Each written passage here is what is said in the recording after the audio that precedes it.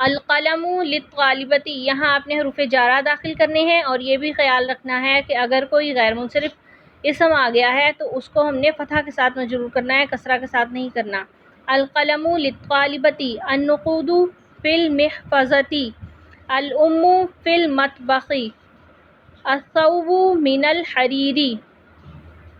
القلم للطالبتی، قلم طالبہ کا ہے، النقود فی المحفظتی، پیسے بستے میں ہیں، الام فی المطبخ، والدہ باورچی خانہ میں ہے، الثوب من الحریری، کپڑا ریشم کا ہے، للمسجد باب کبیر، مسجد کا دروازہ بڑا ہے، الطفلۃ کزہرۃ، بچی گلاب کی طرح ہے، المطر نازل من السماء، بارش آسمان سے برسنے والی ہے۔ اسی طرح آپ باقیوں میں بھی خالی جگہوں میں ان کے مطابق حروف جارہ داخل کر لیجئے۔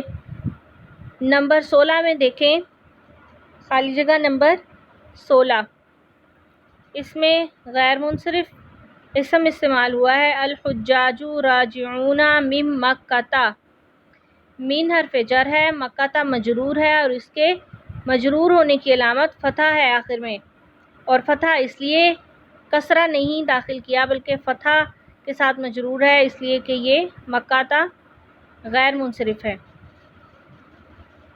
اسی طرح 19 نمبر خالی جگہ دیکھیے، اسلام آباد اجمل من لاہورہ، لاہورہ من حرف جر، لاہورہ مجرور، اور اس کے جر کی علامت فتح ہے، اس لیے کہ یہ غیر منصرف اسم ہے۔ تمرین نمبر 2، خالی جگہوں کو مجرور اسماء سے پر کیجیے اور ان پر مکمل اشکال لگائیے۔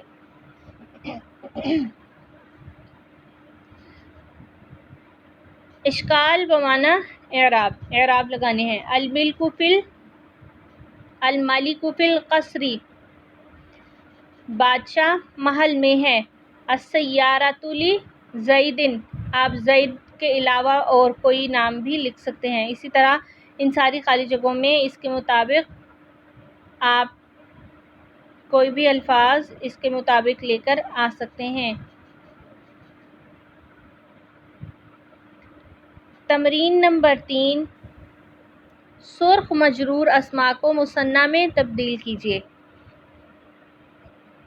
مثنیٰ کے اعراب کو ملحوظ رکھتے ہوئے۔ پیچھے آپ کو بتا دیا گیا ہے کہ مثنیٰ کا اعراب کیا ہوگا۔ مثنیٰ اصل میں الف اور نون کے ساتھ، الف آخر میں الف اور نون اس کی علامت ہوتی ہے، لیکن جب ہم اس کو مجرور حالت جری میں تبدیل کرتے ہیں تو یا نون ماقبل فتح ہو جاتا ہے۔ مثال کے طور پہ دیکھیے، فی الغرفۃ ضیوف، اور جب ہم اس کو مثنیٰ میں تبدیل کریں گے تو یہ ہوگا فی الغرفتین ضیوف۔ نمبر 2، البیوت فی شارع، البیوت فی شارعین، للاستاذ سیارۃ، للاستاذین سیارۃ۔ اسی طرح باقی